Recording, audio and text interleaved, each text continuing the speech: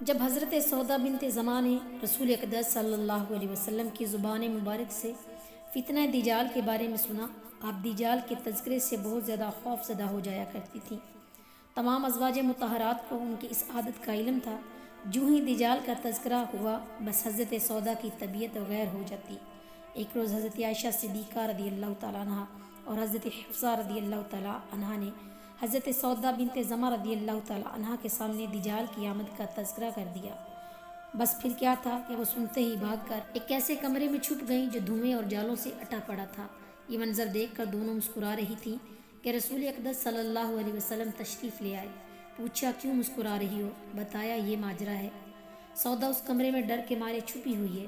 رسول اقدس صلی اللہ علیہ وسلم نے اسے تسلی دی کہ باہر آ جاؤ، کوئی دجال وغیرہ نہیں آیا۔ وہ آپ کی آواز سن کر کمرے سے باہر آئی اور خود بھی صورتحال معلوم ہوتے ہی مسکرانے لگی۔ ایسا منظر اسی گھر میں دکھائی دیتا ہے جہاں بسنے والوں کے دل پاکیزہ اور صاف ہوں، باہمی تعلقات خوشگوار ہوں اور آپس میں ایک دوسرے کے ساتھ محبت، شفقت اور ہمدردی کا رویہ اختیار کیا جاتا ہو۔ تاریخ طبری، کامل ابن اسیر اور سیرت ابن حشام میں مذکور ہے کہ غزوہ بدر میں کامیابی حاصل کرنے کے بعد جب لشکر اسلام واپس لوٹا تو اس کے ہمراہ بہت سے قیدی بھی تھے۔ ان قیدیوں میں سہیل بن عمر عامری بھی تھا۔ یہ حضرت سودا بنت زماں رضی اللہ تعالیٰ عنہا کے پہلے خاوند سکران بن عمر کا بھائی تھا۔ اسے مالک بن دغتم کی تحویل میں دیا ہوا تھا۔ لشکر اسلام رسول اقدس صلی اللہ علیہ وسلم کی قیادت میں مدینہ منورہ کی جانب رواں دوا تھا۔ راستے میں سہیل بن عمر نے مالک بن دغتم سے کہا، مجھے بول و براز کی حاجت محسوس ہو رہی ہے، ذرا رک جائیں۔ وہ اسے لے کر ایک طرف ہو گئے تاکہ یہ قضائی حاجت سے فارغ ہو جائے۔ اس نے موقع کو غنیمت جانتے ہوئے وہاں سے دوڑ لگا دی۔ مالک بن دغتم نے رسول اقدس صلی اللہ علیہ وسلم کو اطلاع دی۔ لشکر کو رک جانے کا حکم دیتے ہوئے کہا، یہ جہاں بھی ملے اسے گرفتار کر کے لایا جائے یا وہیں قتل کر دیا جائے۔ مجاہدین اس کی تلاش میں چاروں طرف پھیل گئے۔ صورتحال دیکھ کر درخت کی اوٹ میں چھپ کر کھڑا ہو گیا۔ مجاہدین کی نظر پڑی تو اسے گرفتار کر لیا گیا اور اس کے دونوں ہاتھ باندھ کر گردن کے ساتھ جکڑ دیے گئے اور اسی حالت میں اسے مدینہ منورہ لایا گیا۔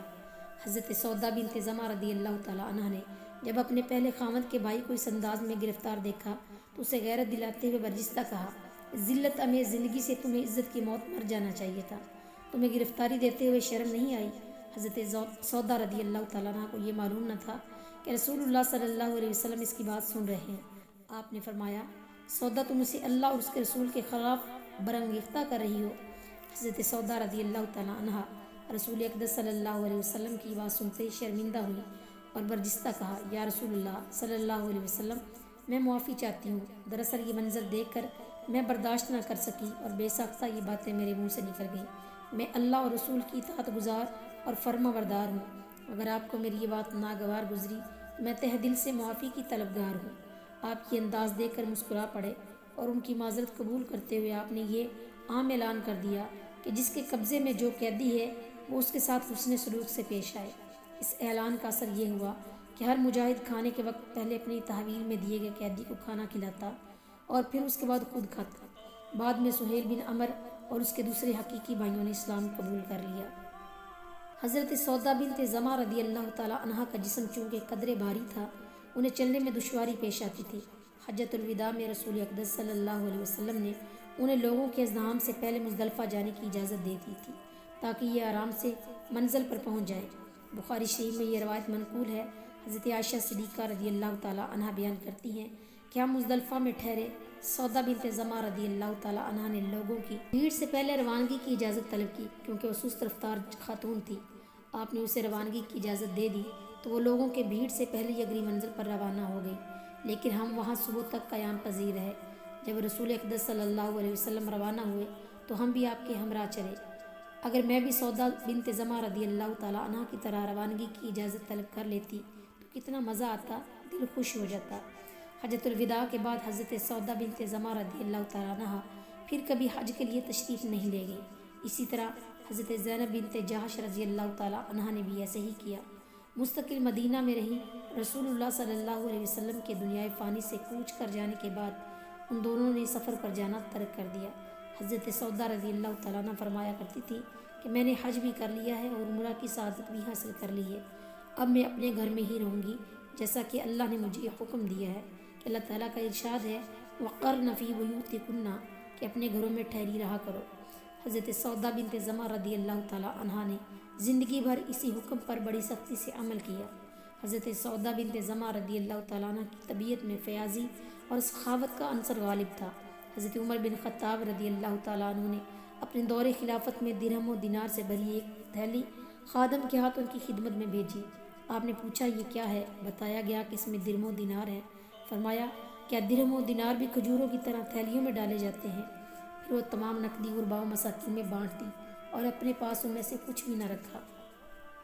حضرت عبداللہ بن عباس رضی اللہ تعالیٰ عنہ بیان کرتے ہیں کہ حضرت سودا بنت زمعہ رضی اللہ تعالیٰ عنہ کو خطرہ محسوس ہوا کہ کہیں نبی اقدس صلی اللہ علیہ وسلم مجھے طلاق دے کر فارغ نہ کر دے۔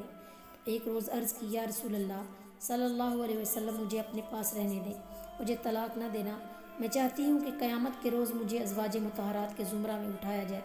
میں اپنی باری حضرت عائشہ صدیقہ رضی اللہ تعالیٰ عنہ کو تفویض کرتی ہوں۔ اسی موقع پر قرآن حکیم کی آیت نازل ہوئی، اور اگر کسی عورت کو ڈر ہو اپنے خامد کی طرف سے بدسلوکی یا بے رخی کا تو کچھ گناہ نہیں ان دونوں پر کہ صلح کر لیں آپس میں کسی طریقے سے، اور صلح بہتر ہے۔ علامہ ذہبی رقم تراز ہیں کہ حضرت سودا بنت زمعہ رضی اللہ تعالیٰ عنہ سے 5 احادیث مروی ہیں۔ صحابہ کرام میں سے حضرت عبداللہ بن عباس رضی اللہ تعالیٰ عنہما اور تابعین میں سے یحییٰ بن عبداللہ انصاری نے ان سے حدیث روایت کی۔ بخاری شریف میں اکرمہ بن عباس کے حوالے سے حضرت سودا بنت زمعہ رضی اللہ تعالیٰ عنہ کی یہ روایت منقول ہے۔ ہماری ایک بکری مر گئی تو ہم نے اس کا چمڑا رنگ لیا، ہم اس میں نبیذ بنایا کرتے تھے یہاں تک کہ وہ چمڑا بوسیدہ ہو گیا۔ اس سے یہ ثابت ہوا کہ مرے ہوئے جانور کا چمڑا استعمال میں لایا جا سکتا ہے۔ اسی طرح مسند احمد میں حضرت سودا بنت زمعہ رضی اللہ تعالیٰ عنہ کے حوالے سے یہ روایت منقول ہے۔ فرماتی ہیں کہ ایک شخص رسول اللہ صلی اللہ علیہ وسلم کی خدمت میں حاضر ہوا اور عرض کی میرا باپ بوڑھا ہو چکا ہے، وہ حج کرنے کی طاقت نہیں رکھتا۔ آپ نے فرمایا تمہارا کیا خیال ہے کہ اگر تیرے باپ پر قرض ہو اور تو اسے ادا کر دے کیا یہ تیری جانب سے قبول نہیں کر لیا جائے گا؟